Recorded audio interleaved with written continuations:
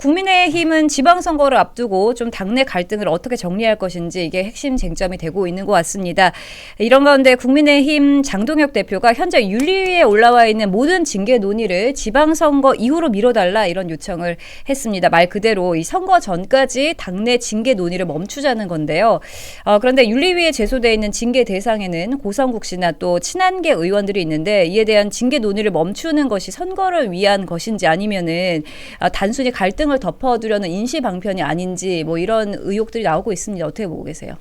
저는 전반적으로 이 최근에 벌어지는 상황을 보면서 장동혁이라는 그 정치인 개인에 대한 생각을 다시 한번 깊게 해봤습니다. 그리고 저는 사실 지난번에 당대표 선거했을 때 장동혁 대표의 그 전당대회 선거에서 실물을 좀 봤었거든요. 근데 이제 계속 쭉 지켜보면서 이런 생각이 들었습니다. 장동혁 대표는 어떤 정치인 개인이라든지 그 정치인 개인과의 어떤 거래나 이런 것보다 이분이 지금 바라보고 있는 거는 당원이나 지지층을 좀 바라보고 정치를 하고 있구나라는 생각을 최근에 많이 해왔습니다. 그리고 이런 생각이 있었던 게 장동혁 대표는 당원과 우리 보수 지지층의 그 가슴 속에 있는 응어리를 치유하려는 노력들을 가장 최우선적으로 생각하는 것 같습니다. 근데 그런 상황에서 어떤 응어리가 있었냐면 첫 번째로는 사실 우리가 두 번의 탄핵을 거치면서 굉장히 큰 응어리가 생겼잖아요. 그리고 두 번째 응어리는 잇따르는 대선에서 패배하면서 보수 진영에서 정말 최악의 정치인이라고 생각했던 이재명 대통령이 탄생하는 상황을 보면서 많은 이제 당원과 보수 지지층의 가슴속에 두 번째 응어리가 생겼을 것 같습니다. 그렇다면 이런 상황에서 이 세 번째로 만약에 우리가 다가오는 지방선거에서 정말 크게 패배한다면 그럼 세 번째 정말 치유할 수 없는 응어리가 생길 수 있거든요. 그런 응어리를 막기 위해서 정말 이 외로운 결단을 했던 것이 아닌가라는 생각을 하고 아까 이제 정치인 장동혁에 대한 이야기를 좀 했었잖아요. 저는 이제 그 개인 장동혁으로는 굉장히 지금 억울하고 할 말들이 굉장히 많을 것 같아요. 단 한 번도 윤 어게인만으로 선거를 치른다고 한 적이 없었음에도 불구하고 주변에서는 당신은 윤 어게인만 하는 당대표야 라고 하면서 굉장히 공격들 그런 걸 이제 정치적 공격의 소재로 삼았거든요. 그런 상황에서 얼마나 하고 싶었던 말씀이 많았겠습니까? 그리고 의원총회에서 많은 공격이 있을 때 비판이 있을 때 거기에 대해서 변명을 한다든지 하기보다는 당대표로서 그런 이 의견을 청취했다는 이야기를 제가 많이 들었었거든요. 그런 상황에서 정말 해명하고 설명하고 싶은 것이 많을 텐데도 불구하고 지금 지방선거를 앞두고 우리가 크게 패배한다면 정말 당원과 보수 지지층에게 씻을 수 없는 그 응어리를 준다는 생각으로 좀 억울함과 어떤 자신이 하고 싶은 말을 참아가면서 좀 외로운 그런 결단을 한 게 아닐까 이런 생각을 좀 하고 있습니다. 네. 전체국께서는 좀 어떻게 보고 계세요? 저는 이게 그러니까 국민의힘 내부에서 참 힘든 일이라고 봐요. 제가 저희 개혁신당 입장이 아니라 국민의힘의 입장에 서서 조금 봐가지고 말씀을 드리면은 좀 이해가 안 가는 부분이 있는 게 저는 처음부터 그래요. 이게 우리가 대통령 선거 그렇잖아요. 지금 이재명 대통령이 67%가 지지율이 나왔다고 그러는데 그거는 어떻게 나오는 겁니까? 이재명 대통령 67%의 득표를 받지 않았어요. 49% 받았잖아요. 그런데 어쨌든 이 부분에 대해서 더 많은 수치가 나오잖아요. 이건 뭐냐면은 어쨌거나 대통령이 됐으면 국정을 운영하는 데 있어서 내가 지지를 해주겠다. 라는 거라는 거죠. 이게 민주주의의 기본이에요. 자, 장동혁 대표가 마음에 안 들었을 수 있어요. 국민의힘 내부에서도요. 그분을 지지하지 않는 분들도 있을 수 있죠. 하지만 어쨌든 장동혁 대표가 당대표가 됐잖아요. 그럼 되는 순간부터는 그쪽에 있는 당원들이라면 그 선출된 사람의 권력을 인정을 해줘야 되는 겁니다. 내가 지지하지 않았어도 그게 민주주의의 기본인 거예요. 근데 사실상 그런 일들이 제가 보기에는 좀 적었어요. 오히려 당선된 당대표를 흔들려는 모습들이 분명히 있었죠. 저는 그 부분에 있어서는 결코 바람직하지 않다고 봤어요. 그렇게 하면요 앞으로 선거를 하는 의미가 없어요. 그렇게 해가지고 본인이 그럼 선거에 나왔었어야죠. 본인이 나와가지고 내가 이겼으면 되는 거 아닙니까? 근데 본인이 나오지도 않고 마음에 안 든다고 그래서 계속 공격하고, 물론 그것이 자기와 다른 노선일 수 있어요. 근데 그렇다면요 그거는 정치적인 부분으로 풀어야 되는 부분인 거죠. 근데 그 부분에 있어서 저는 장동혁 대표 매우 힘들었을 거라는 생각도 하고, 근데 그렇다고 해서 저는 또 한동훈 대표가 장동혁 대표 단식하는데 안 찾아간 것도 말이 안 되는 부분이라고 보고, 반대로 그것도 그러고 나서 그걸 또 제명을 시킨 것도 과했다고 봐요. 그러니까 그런 부분들이 어쨌거나 국민의힘이 지금 중요한 건요. 내부에서 권력을 누가 잡느냐가 아니라는 거죠. 뭘 해야 됩니까? 지금 지방선거 6개월도 안 남았어요. 지방선거 이제 3개월 남은 시점인데 지방선거에 있어서 국민들의 선택을 받으려면요. 국민들이 가장 싫어하는 걸 안 해야 됩니다. 가장 싫어하는 건 뭐냐? 내부 다툼이에요. 내부 다툼이 나면요. 그 선거는 무조건 폭망입니다. 예, 한 번도 이긴 적이 없어요. 역사상. 그래서 내부 다툼을 하지 않는 방향으로 끝나야 돼요. 어떠한 노선을 정하든 그건 당원들의 의중을 물어가지고 가면 되는 겁니다. 근데 그것이 정해졌으면 더 이상 이견을 달지 말고 하나로 뭉쳐서 가야 된다는 거고, 저는 그 부분에 있어서 어쨌든 장동혁 대표가 뭐 여러 사람들은 이게 실제로는 아니다라고 얘기하는 사람들도 있습니다만, 어쨌든 정치는 공식적으로 얘기하는 게 굉장히 중요한 거거든요. 공식적으로 이제 윤석열과 절연하겠다라고 하고 이제 지방선거를 해서 한 팀이 되자라고 했으면은, 이쯤 됐으면 이제 내부를 좀 정리를 하고 그렇게 해야지 선거를 치를 수 있지. 지금 상태에서 선거 못 치릅니다. 예, 그렇게 보여요. 네.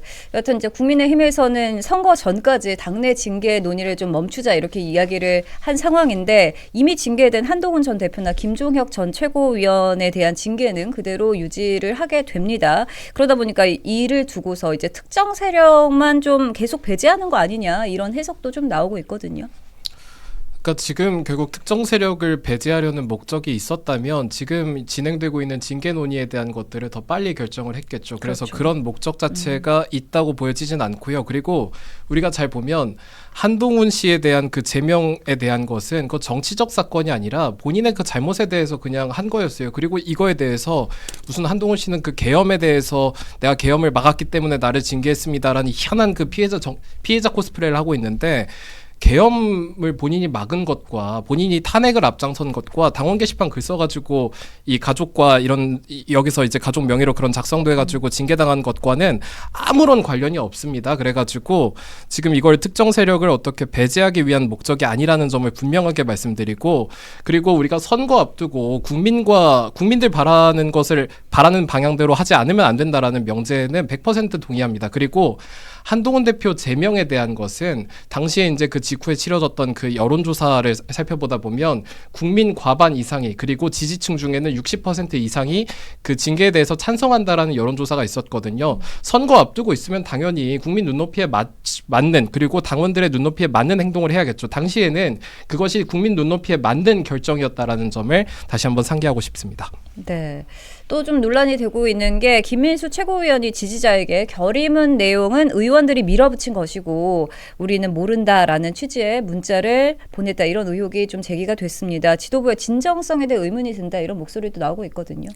근데 이런 거는요, 정치인들이 공식적인 자리에서 말하는 거를 기준으로 봐주셔야 돼요. 왜냐면 지지자들은 되게 고마운 분들이지만 그 자신의 생각을 좀 강요하시는 분들도 있고요. 그러다 보면 사적인 자리나 그런 곳에서는 그분들의 기분을 해하지 않으면서 답을 하려는 경우들이 있어요. 그런 상황은 좀 이해를 해주셔야 되고, 이런 것들을 이제 사적인 뭐 대화나 이런 걸 가지고 공적인 자리로 옮겨와서 책임을 묻는다, 그거에 대해서 진위 여부를 묻는다, 이런 거는 저는 바람직하지 않은 행동이라고 좀 보고요. 그런 것보다 중요한 거는, 저는 어쨌거나 지금 여론조사상으로도 안 좋게 나오고, 특히 수도권은요, 지금 현재 국힘 소속 지자체장들이 너무너무 힘들어해요. 구청장들 있잖아요. 재선이 너무 어렵다라고 해요. 그런 상황에서 정말 이거를 어떻게 타개할 것인지, 이거에 대해 지금 머리를 싸매고 진짜 붙어야 돼요. 다 지금 전쟁을 앞두고 있다니까요. 상대편이 지금 대우를 정비하고 저렇게 뛰어들어오는데, 지금 김어준 방송에서 왜 이 타이밍에 그 지금 공소 취소 그 건을 왜 꺼냈다고 생각하세요? 저는 민주당이 진짜 오만하다고 봐요. 민주당이 지금 지방선거는 안중에도 없는 거예요. 지방선거 우리 이겼어 이미. 그러니까 그게 아니라 그 다음에 벌어질 당권 싸움, 그 다음에 당대표가 누가 될 건지, 김민석이 될 건지 정청래가 될 건지, 이거 가지고 싸우자. 지금 그것만 하고 있는 거라고요. 이거 얼마나 진짜 창피한 일입니까? 국민의힘 진짜 이렇게 가시면 안 돼요. 저희 개혁신당도 정말 노력하고 있습니다만 저희는 사실 힘이 좀 약해요. 그렇다고 그러면은 이런 보수의 본류라고 된다는 국민의힘에서 어쨌거나 지금 이재명 대통령이 잘하고 있는 부분도 있습니다만 잘못하는 부분이 오늘도 이렇게 많지 않습니까? 그럼 그 부분을 얘기하면서 우리도 더 잘할 수 있다라는 걸 국민들 앞에 내세워야 될 거 아니에요. 내부 싸움만 하고 있으면 답이 없습니다. 저는 그래서 지금은 모든 거를 다 정리하고 더 이상 얘기를 안 해도 돼요. 예, 신경 쓰지 말아야 됩니다. 나갈 사람은 나가고 들어올 사람은 들어와라. 우리는 우리 길을 간다. 이렇게 가야 될 상황이고 지금은 국민위해 가지고 정말 선거 전에만 돌입을 했으면 좋겠다 하는 생각을 해요. 네, 이대로는 지선 힘들다 이렇게 말씀해 주셨는데 수도권과 부산, 경남 일부 의원들 사이에서 혁신 선대위 체제로 전환하자 이런 이야기도 좀 나오고 있는 상황이라고 합니다. 어떻게 보세요? 그러니까 우리가 결국은 선거에서 가장 중요한 것은 우리 당을 자꾸 24년에 가둬둘 것이 아니라 앞으로 어떻게 지금 여당을 효과적으로 견제하고 어떤 정책을 추진할 것인가에 대한 대안을 내야 되는 상황인 것 같습니다. 그런데 과연 우리가 그동안 그렇게 잘 해왔느냐라고 본다면 아까 말씀하셨던 것처럼 내부에서 지도부를 흔들려는 노력밖에 없지 않았을까라는 좀 그런 상황이 좀 있고요. 그리고 어쨌든 우리가 가장 큰 혁신이라고 한다면 우리 당을 24년 12월에서 끄집어내가지고 미래로 나아가야 되는 것 같고, 그리고 저는 사실 이 주제에 대해서는 굉장히 하고 싶은 말들이 많지만 오늘 우리 당대표께서 당내 문제보다는 대여투쟁에 집중해달라는 당부가 있었기 맞아요. 때문에 네. 저는 그 말씀에 좀 많은 그런 감정들이 다 혼재되어 있다고 생각하거든요. 저는 개인적으로 정말 하고 싶은 말이 많지만 우리 억울한 당대표마저도 이런 것을 다 잊고 미래로 나가자라고 이야기한 상황에서 좀 참고 싶습니다. 네. 그게 진짜 중요한 얘기입니다. 제가 그 얘기예요. 장동혁 대표 잘 말씀하셨고요. 지금은 그런 왕관의 무게를 견뎌야 될 타이밍이에요. 자기가 억울하고 그런 것들이 있다 하더라도요. 지금 전쟁 앞두고 자기 지휘관이 내부에서 자기에 대해서 공격한다고 해서 그거 신경 쓸 때가 아니에요. 예, 나중에 다 압니다. 나중에 당원들도 알고 국민들도 알고 다 알게 돼 있어요. 그러니까 지금은 억울한 부분이 있고 좀 서운한 부분이 있더라도 그런 거 신경 쓸 때가 아니라는 거. 대여투쟁에 집중하는 저는 그게 진짜 맞는 방향이라고 봅니다. 네. 이런 가운데 오세훈 서울시장이 페이스북에 글을 올려서 국민은 당 지도부의 실천을 기다리고 있다. 그래야만 수도권 후보들이 승리의 길로 나아갈 수 있을 것이다. 이렇게 글을 올렸습니다. 그러면서 오세훈 서울시장 측이 당의 윤어게인 청산 결의를 지도부가 실천으로 이행하는지 확인하겠다면서 후보 등록이 불투명하다 이렇게 밝히기도 했는데요. 이 모습은 좀 어떻게 보셨어요? 제가 알기로는 오늘 그 공천 신청 자체가 6시까지인 것으로 알고 있고 지금 시간이 17시 46분이잖아요. 제가 방송 중에 다른 뉴스를 받지 못해가지고 공천 신청 여부를 알 수는 없지만 그것을 예단해가지고 논평하는 일은 좀 아끼는 것이 좋겠습니다. 그리고 공천은 인물보다 원칙이 제일 중요하다라는 것을 좀 생각하고 있고, 그리고 아까 이제 당내에서 어떤 이야기가 나왔던 것들 중에 뭐 한동훈 대표 복당시켜야 된다 뭐 이런 주장이 있다고도 알려졌었는데 저는 뭐 한동훈 대표 복당이라든지 심지어는 복직시키자는 주장은 그냥 한어게인이라고 생각을 하고, 그리고 여기서 한 번만 더 상기를 좀 드리고 싶은 것이 한동훈 대표를 징계하는 것은 국민 과반 이상이 지지층 중에는 60% 이상이 동의했던 것이기 때문에 국민 눈높이에 맞는 일이었던 것 같습니다. 그리고 지금도 크게 다르지는 않을 것 같습니다. 예. 네, 좀 어떻게 보셨어요, 전체국께서는 오세훈 시장의 이런 지금 움직임들? 속보가 나온 게 오세훈 시장은 오늘 국힘 서울시장 공천 등록 못해라고 나왔어요. 사실은 뭐 어느 정도 예견이 돼 있었던 부분이라고 보입니다. 왜냐하면 일단 공천 신청의 조건을 거는 행위 자체가 공천 신청을 할 생각이 없다라고 좀 읽혀요. 그리고 그 조건이라는 것도 좀 구체적이어야 돼요. 예를 들어 이 사람 잘라내면 내가 공천 신청하겠다라는 식의 뭔가 구체적으로 뭐가 나와야지. 그게 아니라 실천하는지 보겠다 그러면은 뭐 장동혁 대표가 어떤 실천을 하더라도 오세훈 시장이 보기에 이게 실천 아니면은 그냥 안 하겠다는 거잖아요.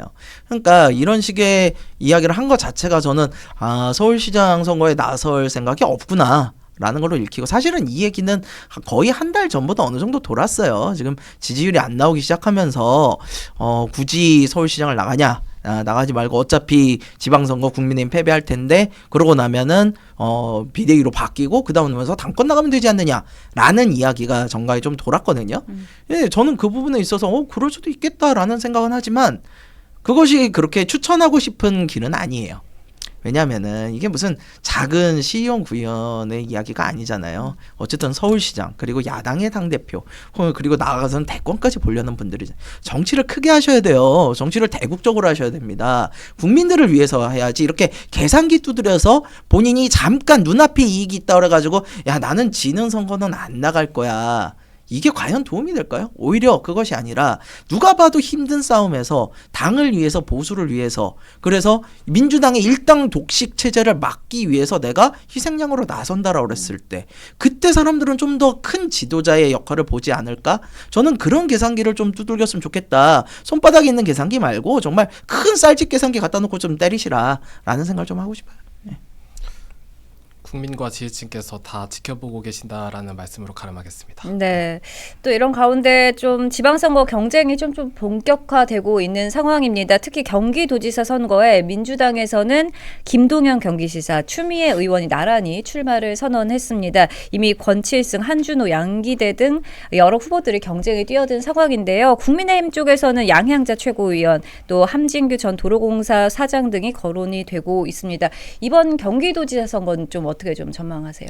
저는 뭐 경기지사 선거는 사실 그 지방선거의 전체적 분위기와 별개로 굉장히 뭐 어려운 선거가 될 것이다라는 것은 맞는 사실인 것 같습니다. 왜냐하면 우리가 2022년도 보다 보면 그 대선 직후에 치렀던 지방선거, 그러니까 굉장히 허니문 기간에 치렀던 선거였거든요. 근데 그 선거에서도 근소하게 패배하는 결과가 나왔습니다. 그래서 우리가 상황이 조금 더 개선된다 하더라도 경기에서는 굉장히 치열한 선거를 진행하게 될 것이다라는 생각이 좀 들고, 그리고 저는 이제 앞으로 지방선거 앞두고 결국은 여권의 분열이 굉장히 큰 이슈로 달아오를 것 같습니다. 왜냐하면 지금 우리 당내에서 싸우는 그런 것들은 장동혁 대표의 어떤 뭐 거취에 대한 이야기라든지 이런 것들보다는 결국은 지금 여당에서 벌어지고 있는 이 권력 투극, 이것이 제일 큰 이슈가 될 것 같고, 그리고 심지어는 어쨌든 이 민주당의 그 권력의 두 축 중 하나였던 그 김어준의 방송에서 이재명 대통령의 탄핵이 연상되는 발언들이 막 나오잖아요. 결국은 앞으로 있는 이 한두 달간의 기간 동안 이런 그 민주당의 그 권력 난투극들이 더 본질적으로 올라오다 보면 결국 국민들께서는 이 미래로, 국민의힘이 만약에 이제 여기서 잘 봉합하고 미래로 나아가려는 선택들을 잘 한다면 그 선택에 조금 더 관심을 좀 기울여주지 않을까 하는 생각을 좀 갖고 있습니다. 네. 경기지사가요. 우리가 그렇잖아요. 전투가 어려우면요. 가장 잘 싸우는 장수를 내보내요. 그게 국민들한테 가장 좋은 겁니다. 그러니까 경기도지사로서 가장 일을 잘할 것 같은 사람을 내보내는 게 맞거든요. 근데 지금 그 상황이 아닌 것 같아요. 제가 보기에는. 왜냐하면은 국민의힘에서 경기지사가 뚜렷하게 나오고 있는 사람이 없어요. 국민의힘이 누군가 하나가 딱 나서가지고 내가 하겠다 그래서 1대1 구도가 딱 만들어지면 민주당도 긴장을 하겠죠. 그럼 민주당이 긴장을 해가지고 야 그러면 우리도 제일 잘하는, 제일 당선 가능성 높은 이 사람을 내보내야 돼. 만약에 그렇게 되면 제 개인적 판단으로는 김동연 지사가 나올 가능성이 높아요. 지금 사실 지난달 25일에 있었던 여론조사 경기일보랑 뭐 조원 CNI가 했던 것 같은데 그때 한 걸 봐도 김동연 지사가 추미애 후보보다 훨씬 높게 나왔어요. 그런데 지금 민주당 당내 분위기는 그렇지만은 않아요. 왜? 당내 경선을 통과해야 되잖아요. 근데 당내 경선에서 김동연 지사 인기가 없어 보여요. 인기가 없고 오히려 추미애 후보 인기가 더 많아 보이는데 그렇게 될 경우에 경기도에 있는 우리 주민들만 손해를 보는 상황이 벌어질 수 있거든요.